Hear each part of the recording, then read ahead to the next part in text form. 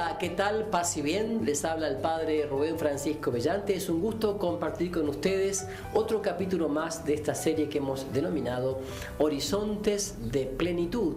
Y habíamos quedado, ¿se acuerdan?, en el último programa, en la tercera etapa que hemos llamado la etapa afectiva o pasional.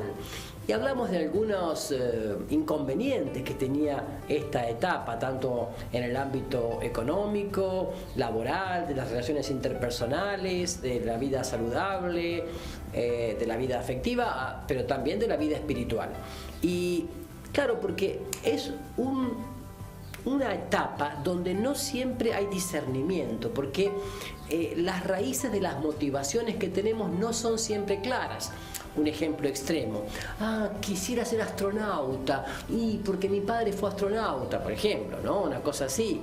O quisiera ser aviador porque resulta que mi tío es aviador. Pero querido, si vos tenés unos anteojos más o menos así como fondo de botella, no sé si te van a dejar manejar un avión.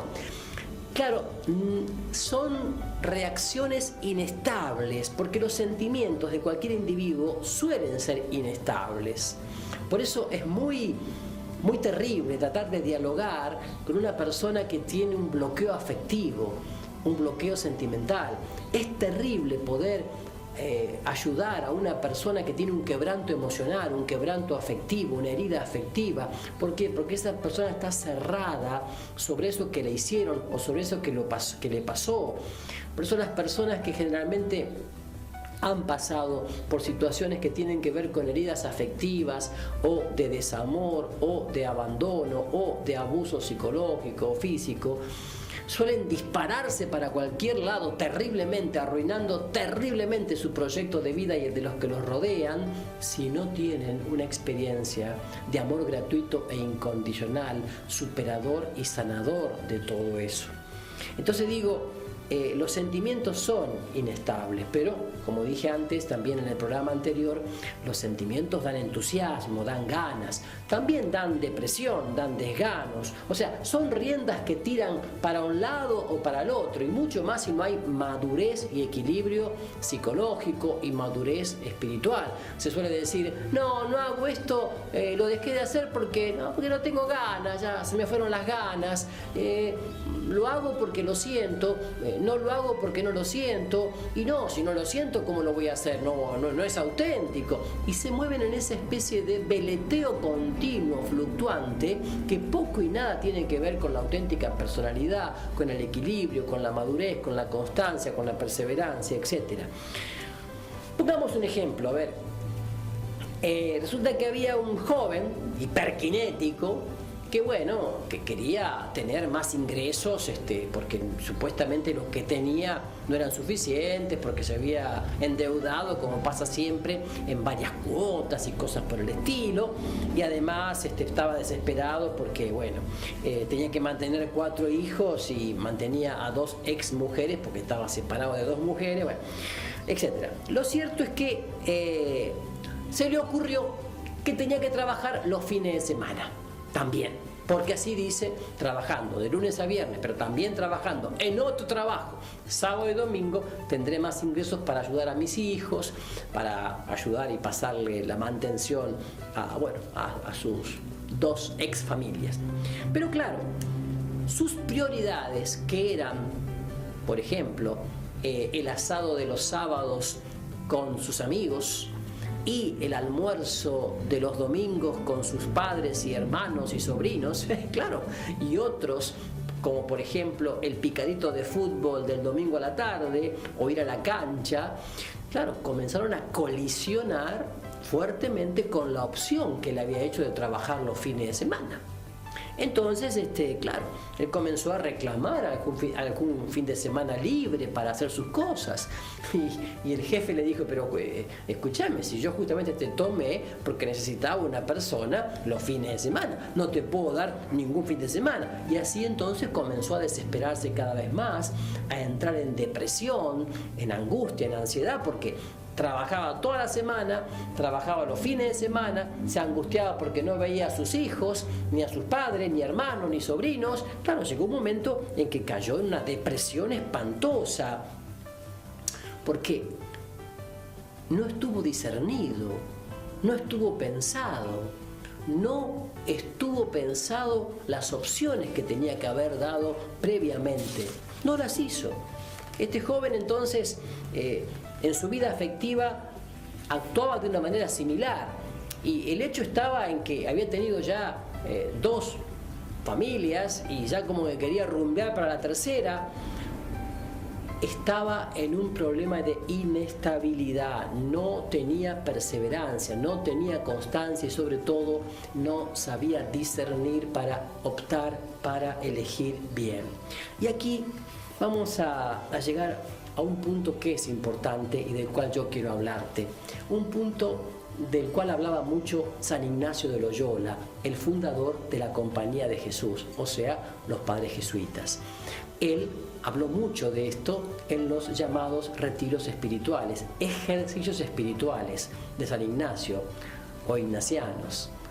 Y justamente él habla de la consolación y de la desolación y de cómo tenemos que saber discernir en cada circunstancia. Pero de eso justamente hablaremos en un momento.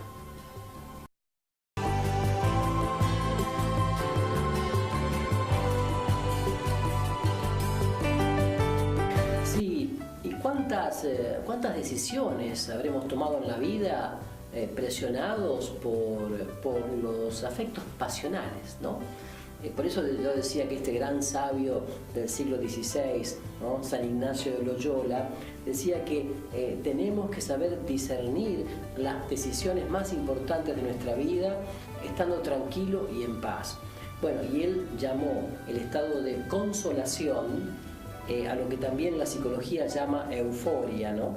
Y también llamó desolación espiritual a lo que también a veces la psicología llama depresión o bajoneo o desánimo, pero San Ignacio lo refería no tanto al ámbito psicológico sino al ámbito espiritual.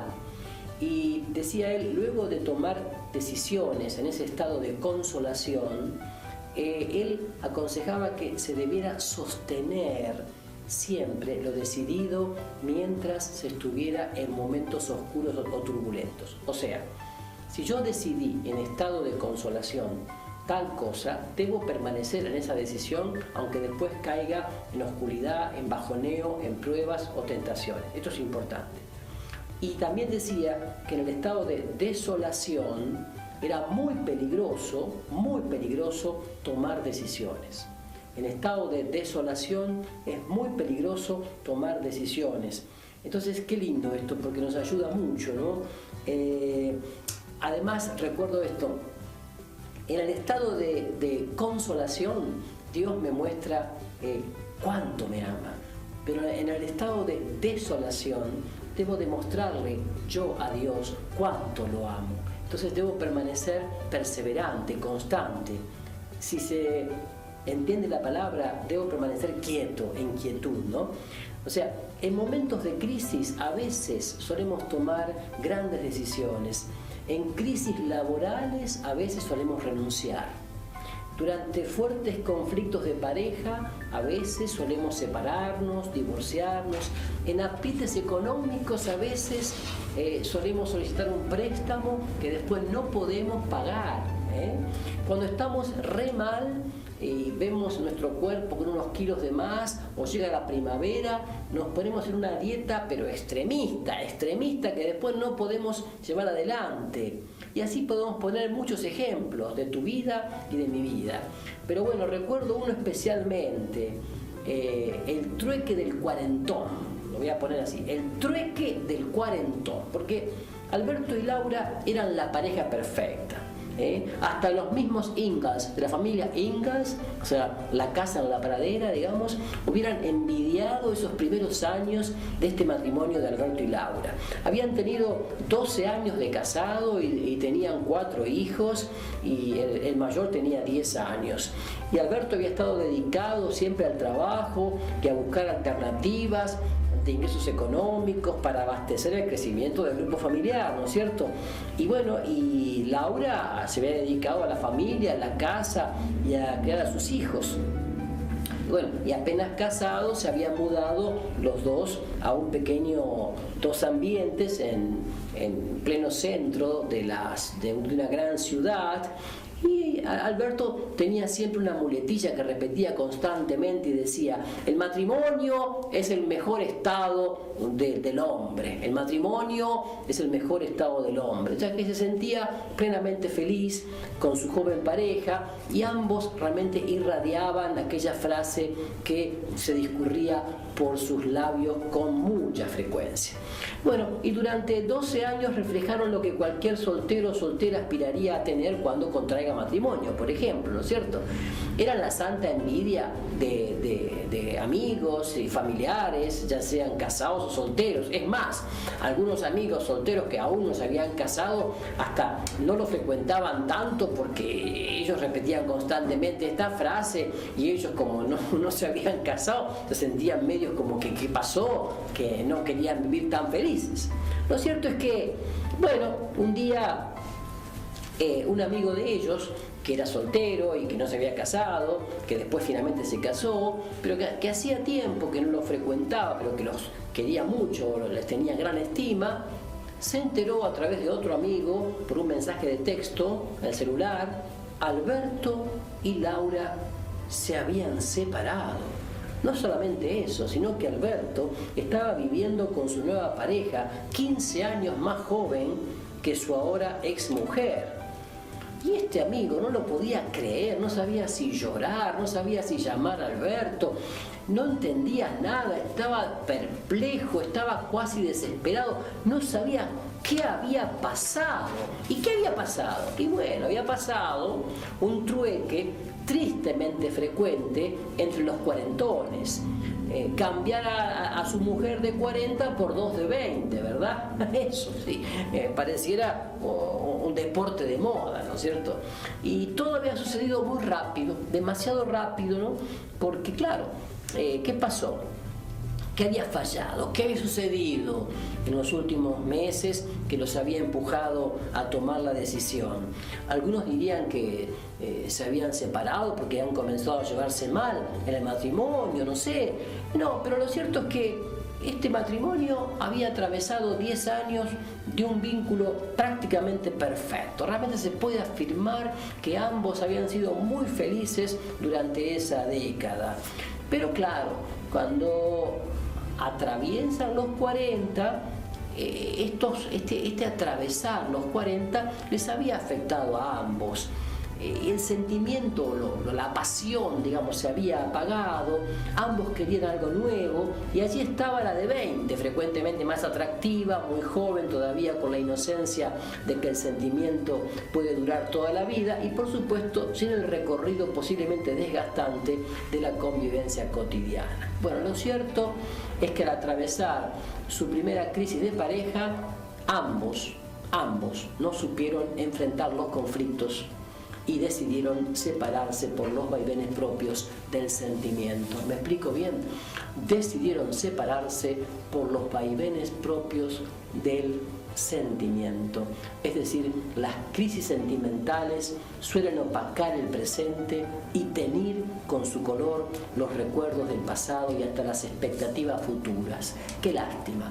Qué lástima porque no tuvieron discernimiento.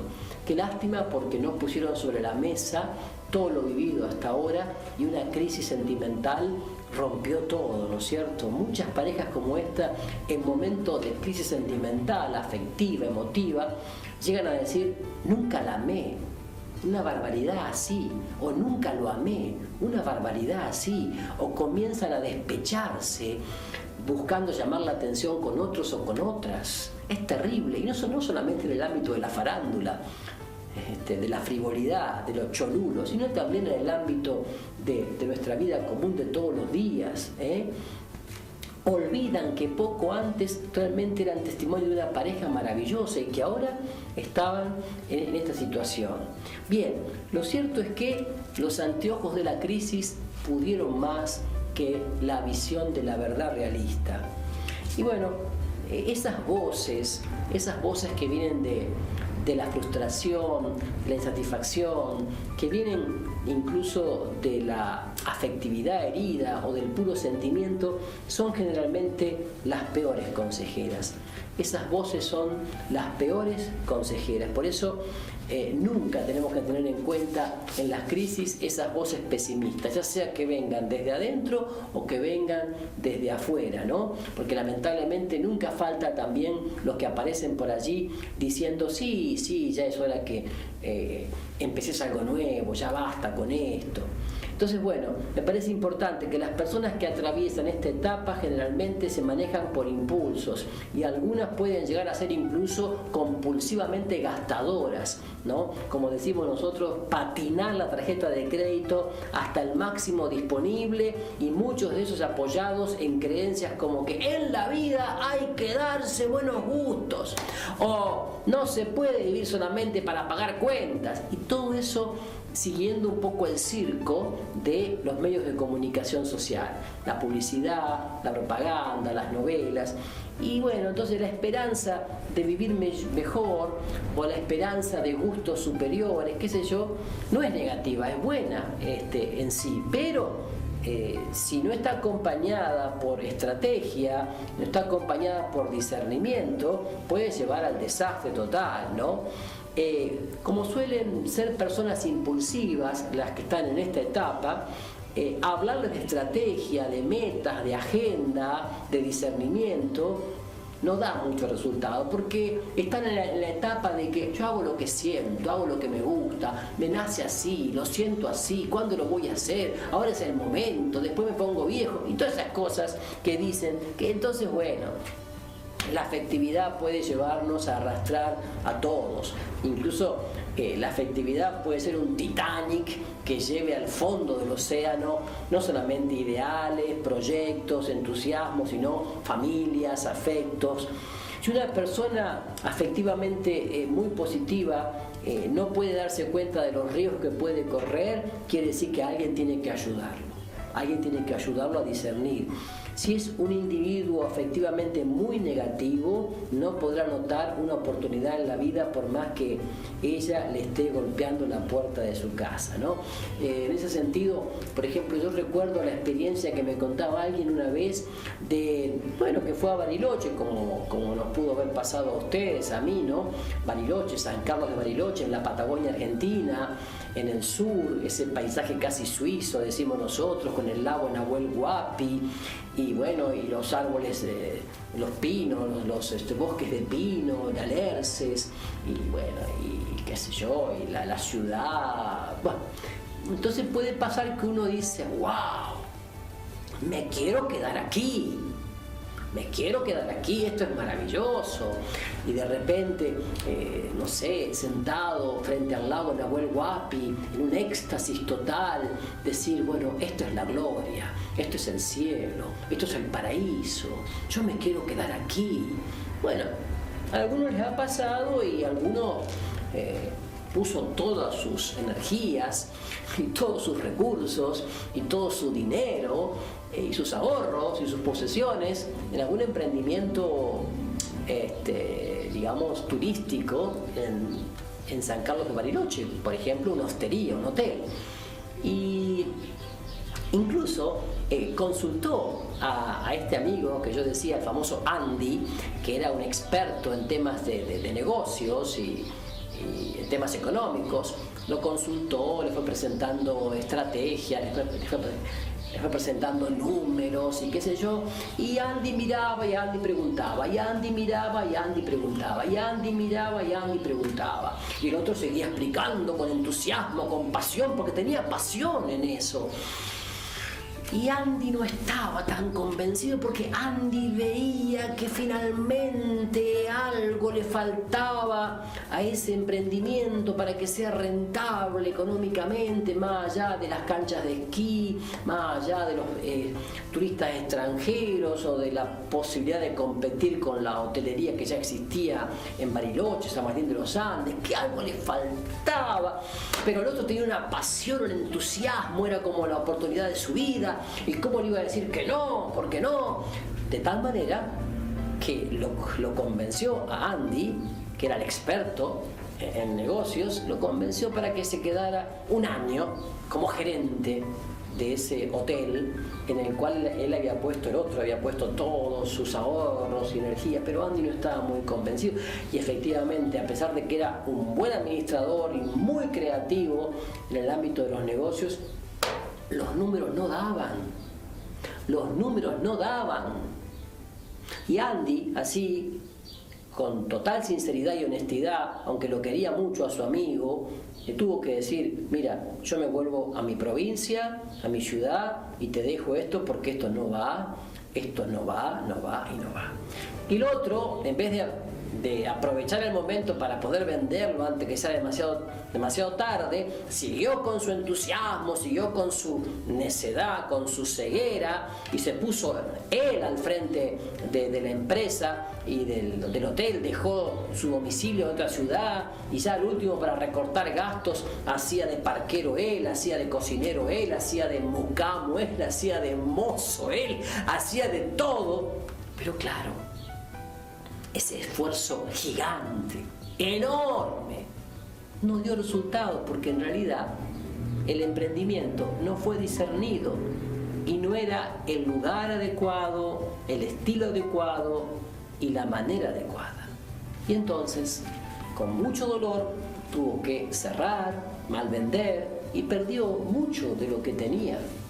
Mucho de lo que tenía. ¿Por qué? Y bueno, porque ahí está.